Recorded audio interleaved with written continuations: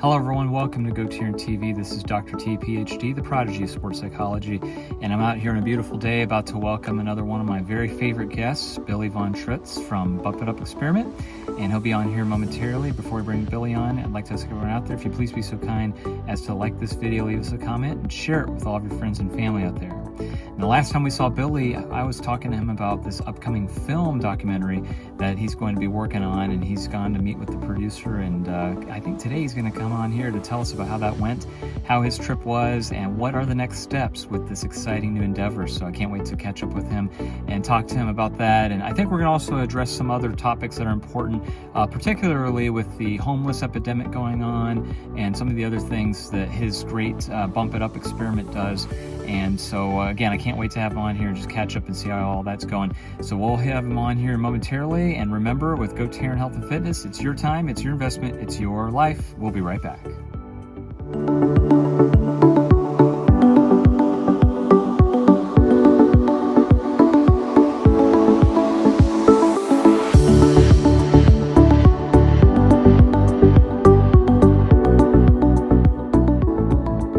Absolutely fine now. All right. How are you doing? Fine. I got stuck in traffic. I'm in the car too. Oh, okay. No worries. Yeah.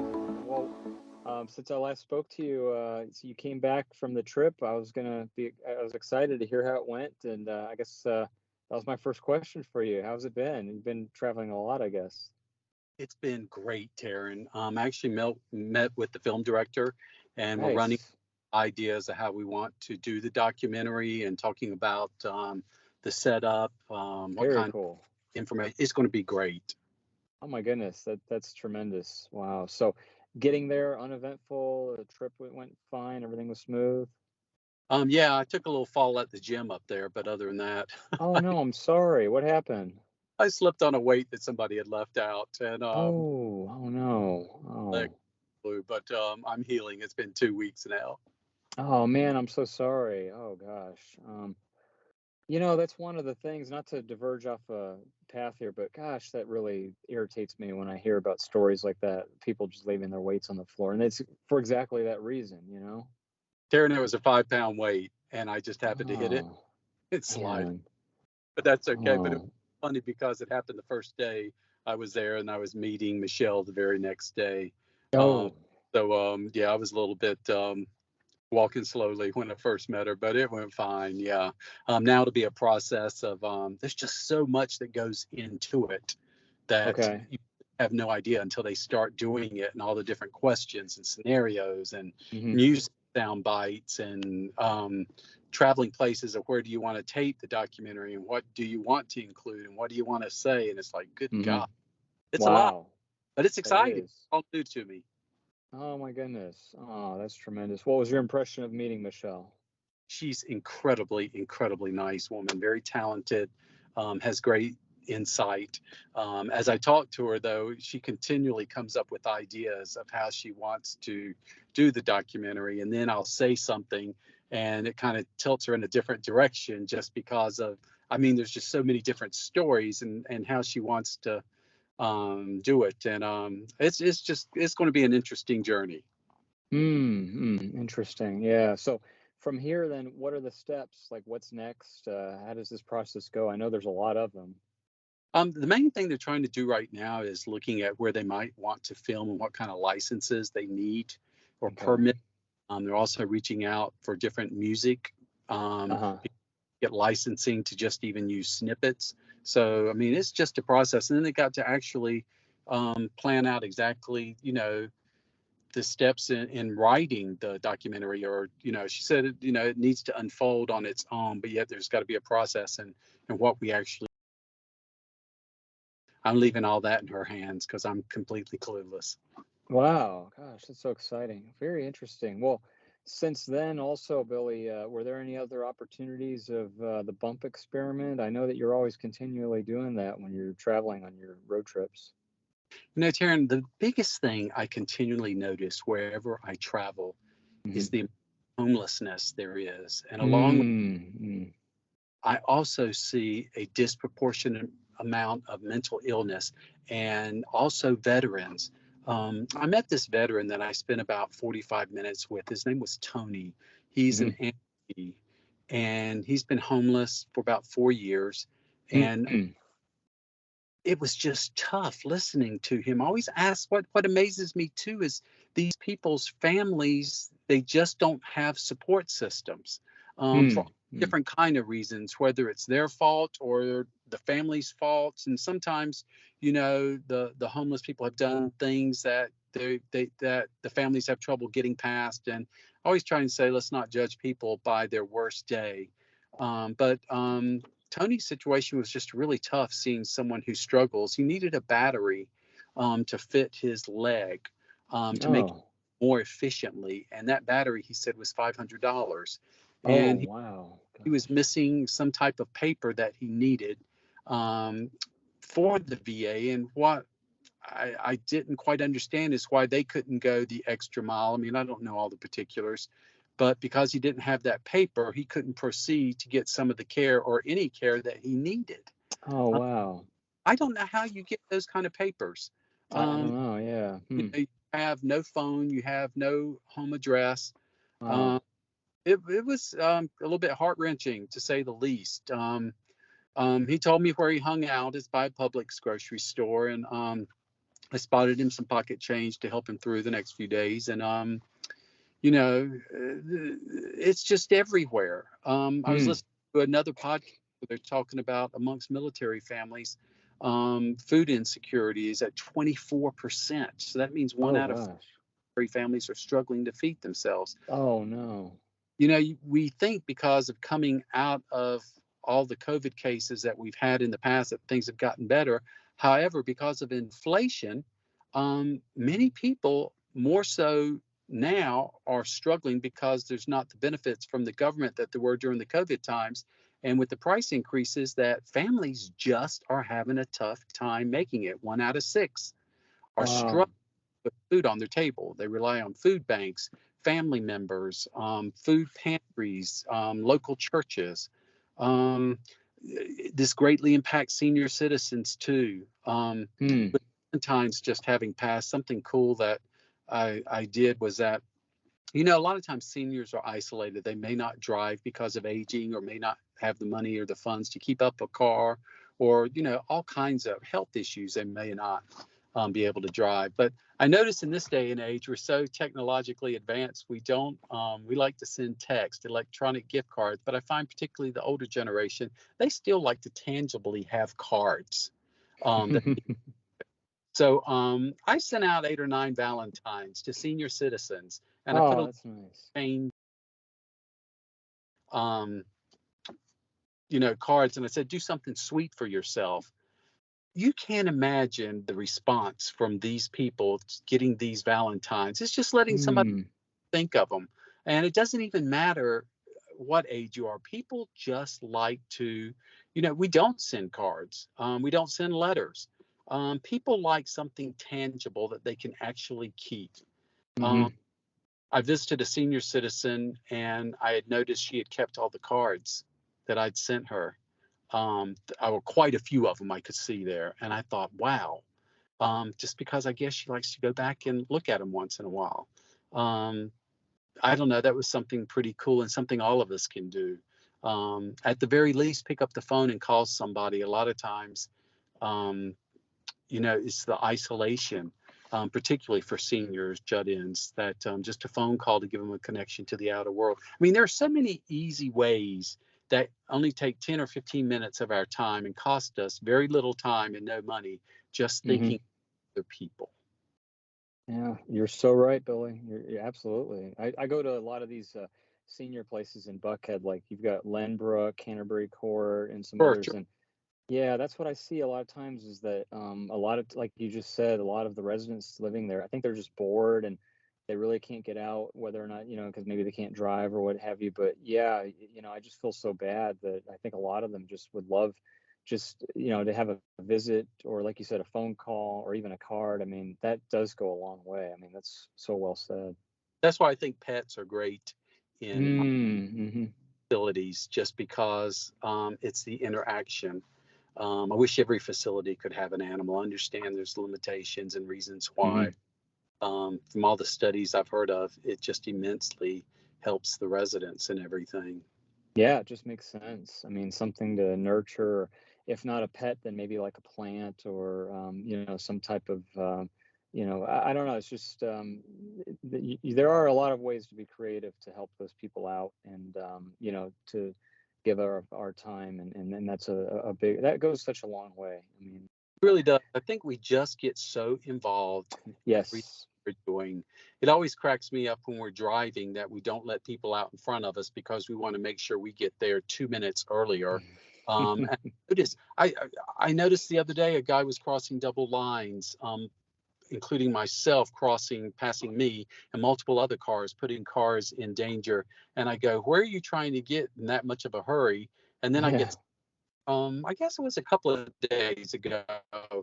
I bet you was trying to get out of a residential area, and I sat there for 7 or 8 minutes with my blinker on. Nobody would let me out. Finally, Oh, no. this young lady let me out, and I got Oh, out of my car and I was waving something in my hand. It was a Starbucks card, and I handed it to her and I said, "Thank you for letting me oh, out." And I said, "Here's a $5 Starbucks card." And she went, "Oh my oh. God, it's that same thing. It's not about a dollar amount. It's just about a gesture Hmm. that that girl, that young lady went out. There's no telling how many people she told that day or the next day, you're not going to believe what happened. Let this guy out, and he gave me a Starbucks card." Yeah, yeah. That's really good. That would be a very infectious and kind of just she could spread the word and just spread the love that way, that more people would be that way. It would be really nice. I think I said last time, and I say it again. I continually hear this when I meet people and see people, friends, family, strangers. I don't hear them talking about that, wow, today's a good day, a joyful day, or just mentioning something good that's happened. It's funny how we mention so readily the bad things. We live in that state of lack instead of this state of gratitude, that we share the bad things that happen readily, but we don't always share readily the good things that happen. And that, Hmm. Aaron, I mean, have you ever been around somebody that you care for them, you like them, there might be family members you love, but it's like, oh my gosh, what's it going to be today?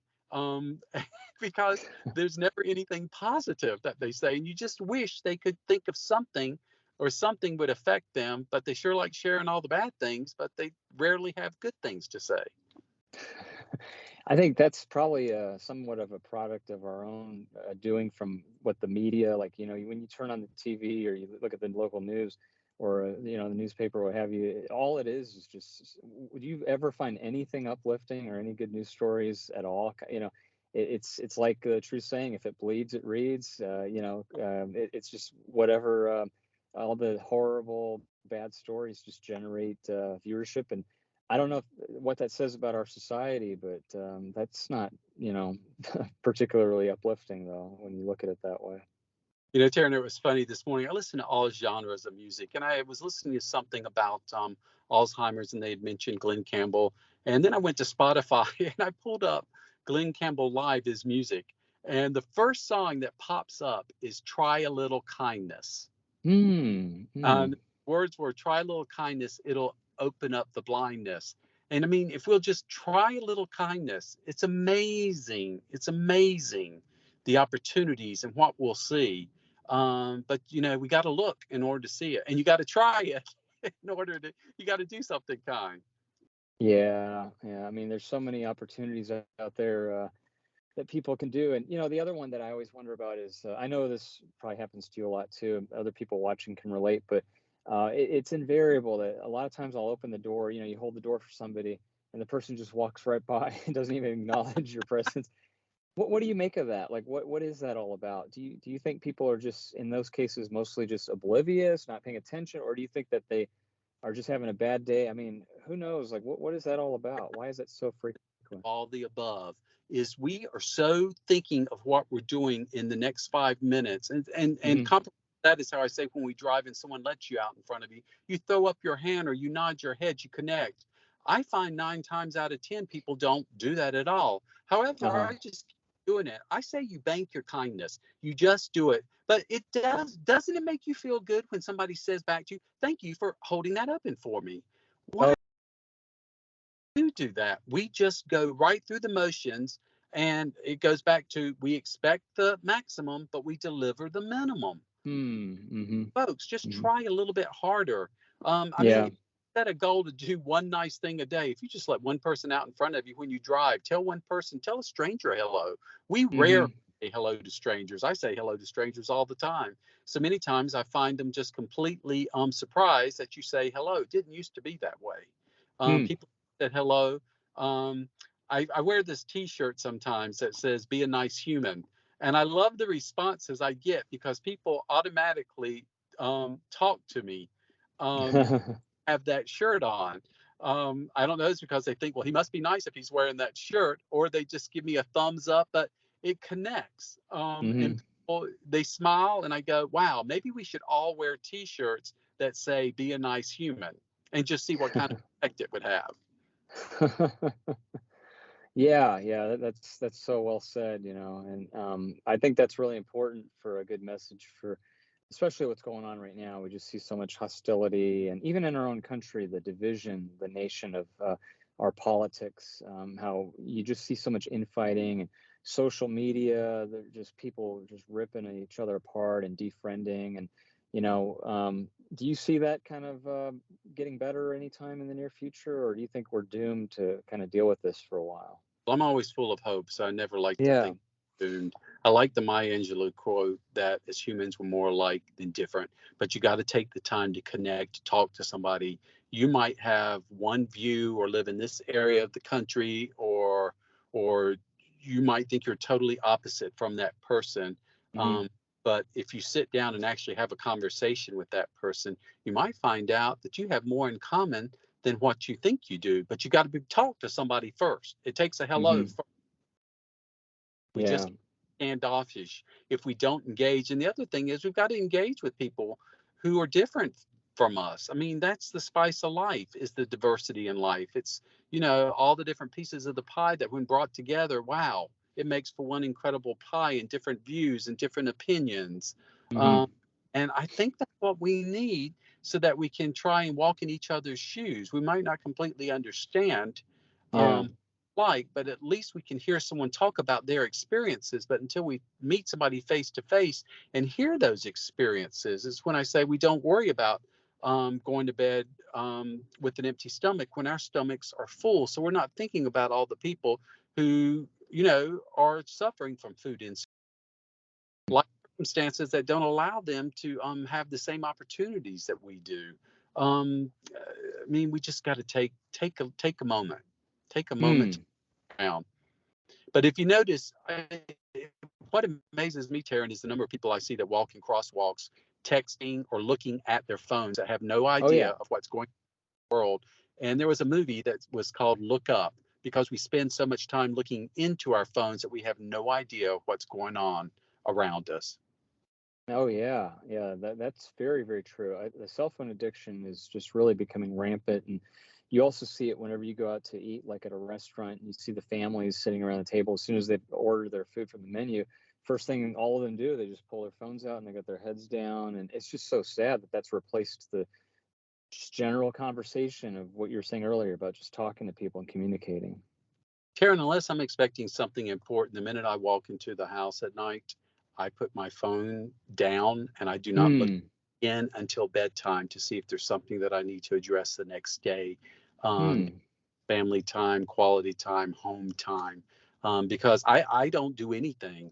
Um, I just disconnect. Hmm. Hmm. Actually, Yeah. it's ironic. I disconnect so I can be connected to home life. Huh. Yeah. Wow. That's so important too, I think, because it seems like we've been really too connected to the phones and to social media, and disconnected, like you said, from the real things that are important in our lives. I agree. I definitely believe that. Hmm. But I Hmm. always hope things will get better. You know, it frustrates me that there are so many people who go without, who don't have the same I always tell people you don't have to agree or approve of everything, but everybody deserves kindness, respect, and equality.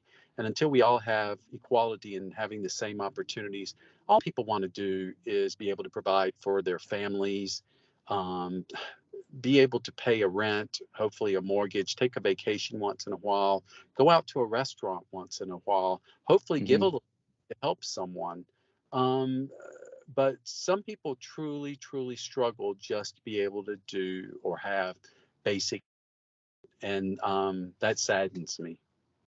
Yeah, yeah. I mean, you're so right about that. And we've seen this recent controversial attorney that was sentenced recently in South Carolina that's been unavoidable on the news. And you could have a wealthy, affluent family and all the money in the world, and think that you don't have big problems, but it seems like their problems could be just as big, or if not, maybe even bigger than ours. Huh? I mean, So money doesn't guarantee happiness. I agree. I know a lot of times we see celebrities and we go, how can things be bad for them? They've got millions. And I Hmm. did this. I haven't, this statistic is 5, 6, 7 years old, Tara, and I don't know how old it is. But I remember reading up that the annual salary that was needed by most people, that they said that they would be happy. I thought people would say, oh, if I had a couple of $100,000 a year, I'd be happy.